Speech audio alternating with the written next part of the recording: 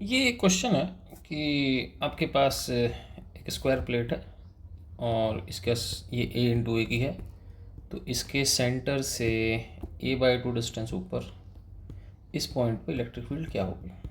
ठीक है, और मैं आपको एक ट्रिक बताऊंगा जो इसी सवाल में नहीं, ऐसे बहुत सारे सवालों में लग जाएगी।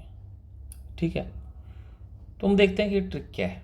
ठीक है, और सीरियसली बहुत अच्छी ट्रिक है, लेकिन हर जगह नहीं लगती, लेकिन जहाँ लगती है वहाँ पे चीज़ों को बहुत आसान कर देती है। ठीक है, तो लेट्स स्टार्ट। ठीक है, देखते हैं।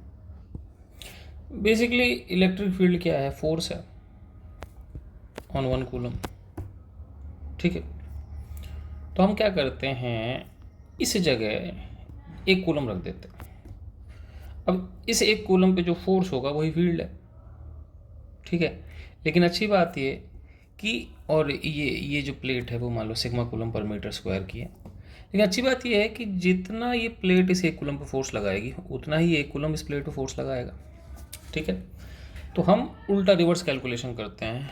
इलेक्ट्रिक फील्ड ऑन 1 कूलम है ना, is equal to force on 1 coulomb is equal to force on plate. Plate पे भी इतना ही फोर्स होगा। अब ये एक सिमेट्रिक केस है। सिमेट्रिक केस का मतलब क्या हुआ कि ये जो 1 कूलम है ये इस प्लेट से सिमेट्रिक रखी हुई है। अब आप भी समझ रहे हो कि ये प्लेट इस पे ऊपर की तरफ फोर्स लगाएगी, तो ये 1 कूलम इस पे नीचे की तरफ फोर्स लगाएगा। सपोज़ कि मैं यहाँ पर कोई पॉइंट ले लेता हूँ। ठीक है, अब इस 1 कूलम के कारण यहाँ पे इलेक्ट्रिक फील्ड ई है और यहाँ पर एक छोटा सा एरिया है ए डी ए। अगर ये डी ए छोटा सा एरिया है तो इस पे चार्ज होगा सिग्मा डी ए। मान लो एंगल थीटा, तो इस पे छोटा सा फोर्स होगा क्यू इंटू इलेक्ट्रिक फील्ड होता है, तो ये हो जाएगा सिग्मा डी ए जो इस पे चार्ज हो जाएगा D Q into electric field. लेकिन आप भी समझ रहे हो कि जो नेट फोर्स होगा नीचे की तरफ होगा, क्योंकि सिंपल सी बात है, सिमेट्री के कारण एक ऐसा यहाँ पर भी कंपोनेंट होगा और उसका भी जो एक्स कंपोनेंट होगा कट जाएगा, वाई कंपोनेंट लगेगा। तो कॉमन सेंस की बात है कि जो इफेक्टिव कंपोनेंट होगा, जो इफेक्टिव फोर्स होगा वो आपके पास, इफेक्टिव फोर्स जो होगा वो आपके पास हो जाएगा sigma D A E cos theta. अब आपको यही पता है कि सिग्मा बाहर ले आए, E D A cos theta. E D A cos theta क्या होता है बच्चों? E D A cos theta मेरे पास होता है flux, E dot D A नहीं होता, तो सिग्मा इंटू फ्लक्स। तो सिंपल सी बात है, फ्लक्स है ना, तो जो फ्लक्स है वो अगर पता है, सिग्मा पता है, तो फोर्स आ गया। फोर्स ही इलेक्ट्रिक फील्ड है, क्योंकि हम 1 कूलम की बात कर रहे हैं। ठीक है, तो इसका मतलब हमने एक बहुत सिंपल सी चीज़ देखी कि आपको जब भी इलेक्ट्रिक फील्ड निकालना हो, ऐसा कोई भी सिमेट्रिक डिस्ट्रीब्यूशन, तो आपको कुछ नहीं करना, आपको 1 कूलम रखना है जिस पॉइंट पे इलेक्ट्रिक फील्ड निकालना। 1 कूलम को जो फ्लक्स होगा वही इलेक्ट्रिक फील्ड होगी। अब 1 कूलम को फ्लक्स कैसे निकालेगा? आपको पता है यार कि यार ये a/2 डिस्टेंस ऊपर है, तो a/2 डिस्टेंस ऊपर है, तो ये बेसिकली अगर मैं इसका एक क्यूब बना दूँ, ठीक है ना, तो अगर मैं इसका एक क्यूब बना दूँ तो सिंपल सी बात है, क्यूब के सेंटर पर है ना, तो क्यूब के सेंटर पर फ्लक्स कितना होगा बच्चों? इलेक्ट्रिक फील्ड सॉरी फ्लक्स कितना होगा? 1/6 होगा ना, तो ये हो जाएगा Q/6 एप्सिलॉन नॉट। Q/एप्सिलॉन नॉट टोटल होता है इसका 1/6 इंटू, ये तो फ्लक्स हो गया, इंटू सिग्मा अपनी जगह रहेगा, सिग्मा इस प्लेट का हो गया। अब क्यू खुद 1 है, तो ये हो जाएगा सिग्मा/6 एप्सिलॉन नॉट, क्योंकि चार्ज 1। अब इसका यूज़ हम और भी जगह करके देखते हैं कि मामला सही है या गलत है। लेट्स सी, मान लो कि आपको पता है कि ये एक डिस्क है। ठीक है, अब आपको डिस्क से किसी डिस्टेंस पे इलेक्ट्रिक फील्ड निकालनी है।